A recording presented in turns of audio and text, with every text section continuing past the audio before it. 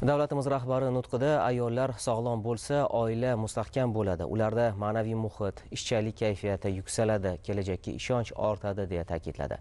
Prezidentimiz Toshloq tumanida 45 yil davomida barchaga o'rnak bo'lib kelayotgan oila bekasi Muqaddamxon opaning oilasi faoliyatini e'tirof etdi.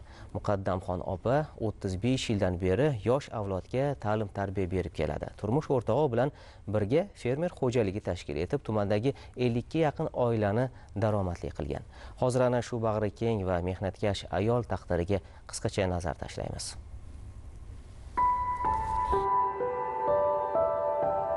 U oddiy qishloq ayoli, u oddiy o'qituvchi bo'lgan. Bugun ham u oddiy fermer, oddiy tomorqachi, asalarichi, chorvador, tikuvchi, gulchi. Eng muhimi u buyuk qalb egasi. Alloh ayol zotiga berguvchi eng go'zal xislatlar sohibasi u. Muqaddamxon Mamadaliyeva dunyoga ezgulik, yaxshilik to'la nigohlari bilan boquvchi yurtimning fidoi ayoli. Ayolda baxti avvalambor oilani tinchligi. Farzandlarini ish joylari bilan ta'minlab, vatanga, xalqqa xizmat qilishi. Yoshim mana 70 ga qarab ketyapti, hali mehnatdan qo'yolmayman, Xudoga shukr. Mana shu mehnat qilish orqasidan o'zimga baxt topganman, omad topganman, Xudoga shukr. Bizda shunday prezidentimiz bor ekan, xotin-qizlarga shunchalik e'tibor berar ekan, albatta ayollar baxtlimizda. Lavhamiz qahramoni 32 yil davomida Toshloq tumanidagi 23-umumta'lim maktabida o'qituvchi bo'lib faoliyat olib borgan. O'sha vaqtlar ham turli yutuqlarga erishgani rost. Ammo nafaqaga chiqqanidan so'ng ayaning shijoati yanada ortdi. Muqaddamxon aya tomorqada kattagina issiqxona tashkil qilgan. Bu yerda sabzavot va polis ekinlari yetishtirilib, yaxshi daromad olinadi. Aya kunni issiqxona nazoratidan boshlaydi. Uy ro'zg'or ishlarini kelinlarimga bosh-qosh bo'lib bajarib yuramiz. Agaratda yarmi bog', o'rik, olma, har xil mevalarni yetishtirganmiz. Undan tashqari 2,5 sotik issiqxonamiz bor. 2 ta kelinim bor. Ikkalasi ham mana shu issiqxonada pomidori, bodring, bolgariskiy yetishtiramiz. O'zimizga nimalik ham daromad, oila budjetiga. Teplesada o'zim boshchiligimda kirib, o'zim nazorat qilaman. Tinib tinchimagan qahramonimiz tovuq fermasini ham tashkil etgan. To'g'ri, bu yerda mahallaning yoshlari ish bilan band, ammo aya harakatda barakat deydi. Tovuqlar yemini berish, ularning tuxumini terishni ham o'zi bajaradi. Soatli yem yeydi, o'zim kirib aylanaman. Yemini berib bo'lgandan keyin, obeddan keyin tuxumlar terishga o'tamiz. 1,5 mingtadan 1800 tagacha tuxum terib olamiz. Tuxumlarni olib borib, optim narxlarda magazinlarga tarqatib kelinadi. Muqaddamxon Mamadaliyeva xonadonida chorvachilikni ham yo'lga qo'ygan. Bugungi kunda 10 ta qoramol parvarishi bilan shug'ullanadi. Har kuni 10 litrdan ortiq sut oladi. O'tgan yili oila tajriba sifatida asalarichilikni ham yo'lga qo'ydi. 19 ta qutida ari parvarishini boshladilar. Natija yomon emas. Anchagina asal oldilar. Endi hozir bahor payti endi o'malab chiqyapti. Bodomlar hademay gullaydi.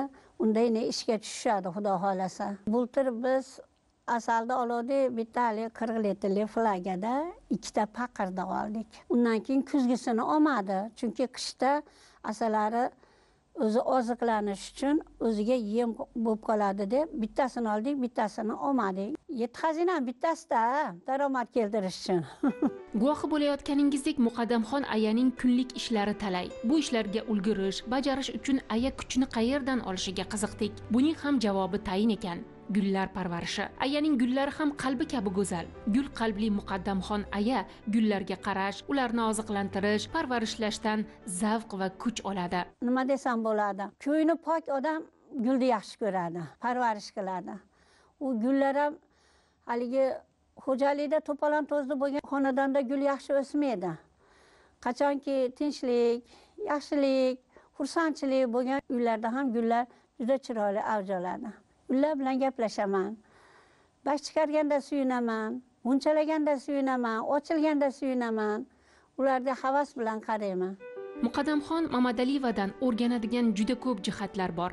U turmush o'rtog'i bilan 3 farzandni voyaga yetkazib, barchasini o'qimishli qilib tarbiyaladi. Oila 45 yil davomida barchaga o'rnak bo'lib kelmoqda. Ular o'zlari yashaydigan mahallada barkamol avlodni voyaga yetkazish va kambag'allikka qarshi kurashishda davlatga, prezidentimizga yelkadosh bo'lib kelishmoqda. 30 dan ortiq ehtiyojmand oilani otaliqqa olib, ularning farzandlariga g'amxo'rlik ko'rsatib, ta'lim olishi, kasb-hunar o'rganishiga ko'maklashayotgani haqida eshitdik. Bu borada ayadan so'raganimizda, men buni gapirishni joiz deb bilmayman. Qalb amri bilan qilingan ishlar so'zlanmaydi.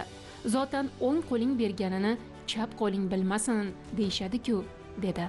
Aya bilan suhbatlashib, haqiqatdan ham buyuk qalb sohibasi ekanliklariga yana bir karra amin bo'ldik. Prezidentimiz bizni mana shu xotin-qizlarni bayramiga taklif qildi.